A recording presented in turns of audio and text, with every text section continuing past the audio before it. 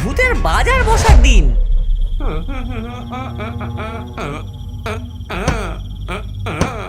কিরে কালু, তোর সাইকেল আবার খারাপ হয়ে গেছে নাকি? এই তো গত সপ্তাহে ঠিক করে দিলাম। হ্যাঁ দাদা, কি করবো বলো, জমিদার ভূতের বাগানে ডাব চুরি করতে গিয়ে ফাঁদে পড়েছিলাম। সাইকেল নিয়ে এত জোরে দৌড়ালাম যে চাকাই ফুস হয়ে গেল। ঠিক আছে, ঠিক করে দেবো, তবে একটা শর্ত আছে। হ্যাঁ, কি শর্ত দাদা? শোন, আমি একটা নতুন ব্যবসা শুরু করেছি, ভূতের ডেলিভারি সার্ভিস। তোকে 1 সপ্তাহ আমার হয়ে ডেলিভারি করতে হবে, কি বলিস? হ্যাঁ, সেটা আবার কি? আমি কি খাবার টাবার পৌঁছবো নাকি? আরে শোন, শুধু খাবার নয় রে পাগলা, সব ধরনের জিনিস। শ্মশানের ভূতেদের জন্য তাজা ফুল, জঙ্গলের ভূতেদের জন্য মশার কয়েল, আর বাড়ির ভূতেদের জন্য ঝুল মরিচের ঝাল মশলা। হাড়গোড়েরও ডেলিভারি আছে। এই এই দেখ, লেখাটা পড়, ভুতুরে ডেলিভারি সার্ভিস, দিনে ঘুমিয়ে রাতে কাজ করুন। নাটবল্টু ছিল ভূতেদের মধ্যে সবচেয়ে চালাক। অন্যান্য ভূতেরা যেখানে শুধু মানুষকে ভয় দেখাতেই ব্যস্ত, সেখানে নাটবল্টু ব্যবসা করে ধনী হওয়ার স্বপ্ন দেখত। বুঝলি কেলটু, মানুষের সাইকেল সারানোর ব্যবসা দেখলাম, ভূতেদেরও তো সাইকেল আছে, ওগুলো ভাঙলে ঠিক করবে কে বল? সত্যিই তো, আমাদের গায়েও তো কোনো ভুতুরে গ্যারেজ নেই গো দাদা। কিন্তু তুমি তো ভালো মানুষ, ভূত নাও বল্টু, আবার নতুন কোনো চালাকি করছো না তো? আরে গাধা, ভূতেদের সাইকেল তো মানুষ সারাবে না, এই সুযোগটা কাজে লাগাবো, ওদের সাইকেল সারাবো, কিন্তু আমার কথা মতো ওদের কাজ করতে হবে।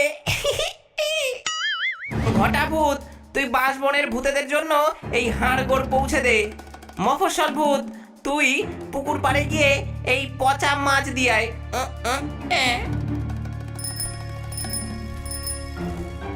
নাট বল্টু দাদা, এত ভারী বাক্স আমি কিভাবে নিয়ে যাব? আমার সাইকেল তো আবার ভেঙে যাবে। কি? চুপ! তোর সাইকেল ঠিক করে দিয়েছি, এখন তোকে আমার কথা শুনতে হবে। এই বাক্সে আছে গোরস্থানের মাটি, গ্রামের পুরনো বাড়ির ভূতেদের পৌঁছে দিতে হবে, তারা এই মাটি দিয়ে তাদের ভুতুরে বাগান করবে। তাই বলি, রাতের বেলা সাইকেলগুলো কোথায় যায়? ভূতেরা এদের দিয়ে ডেলিভারি বিজনেস শুরু করেছে। আচ্ছা, হায় হায়, আমার কি দুর্দশা!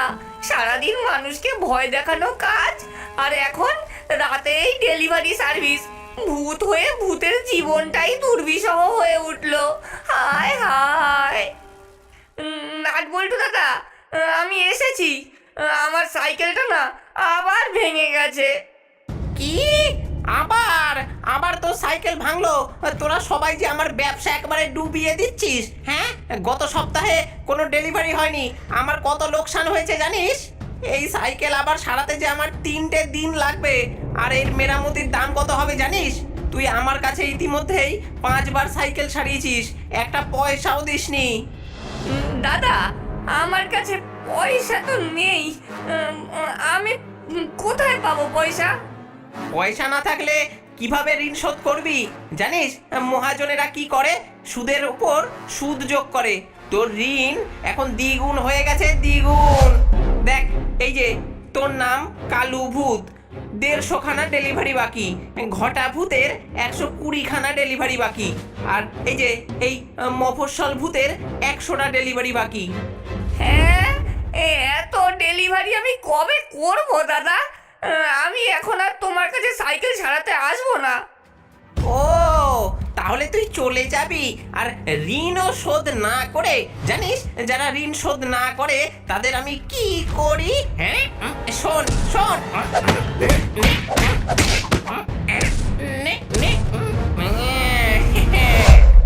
শোন, আজ থেকে তোকে আরো বেশি করে কাজ করতে হবে। প্রতিদিন 30খানা করে ডেলিভারি করবি, যতদিন না তোর ঋণ শোধ হয়। হ্যাঁ, আমি আমি পারবো না দাদা, আমি এত কাজ করতে পারবো না, আমার ছেড়ে দাও। আর তাছাড়া আমার সাইকেলটাও ভেঙে গেছে দাদা। ঠিক আছে, আমি তো সাইকেল ঠিক করে দেবো, কিন্তু তার আগে আজ রাতেই তোকে 5টা ডেলিভারি সারতে হবে। হ্যাঁ, হ্যাঁ, সাইকেল ছাড়া কিভাবে ডেলিভারি করব? সোজা গ্রামের মানুষের সাইকেল ধার নে, অথবা চুরি করে নে। মানুষেরা তো রাতে ঘুমায়, কেউ টের পাবে না। এই যে এই থলেটা নিয়ে যা, ভেতরে 5টা প্যাকেজ আছে, 5টা অ্যাড্রেসে পৌঁছে দিয়ায়, আর না পারলে কিন্তু নাটবল্টু চোখ পাকায়। কালো ভূত ভয়ে ভয়ে থলে নিয়ে গ্রামের দিকে চলে যায়। সে গ্রামের একটি বাড়ি থেকে একটা নতুন সাইকেল চুরি করে পালায়। কত টাকা! বোকা ভূতগুলো, ওরা ভাবে সাইকেল সারাই করার জন্য ওরা ডেলিভারি করে, আসলে আমি ওদের ঋণের ফাঁদে ফেলে চিরকালের দাস বানিয়ে রাখছি।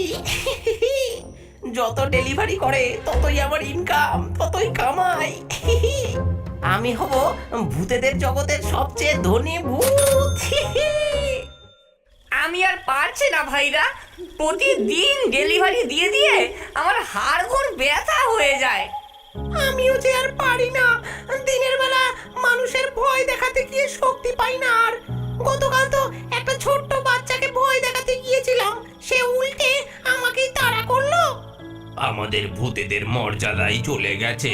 একসময় আমরা মানুষদের ভয় দেখাতাম, আর এখন সাইকেল চালিয়ে ডেলিভারি বয় হয়ে গেলাম।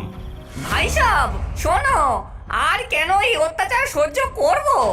নাটবল্টু আমাদের ঠকাচ্ছে, প্রতিবার সে আমাদের সাইকেল মেরামত করে, তার বদলে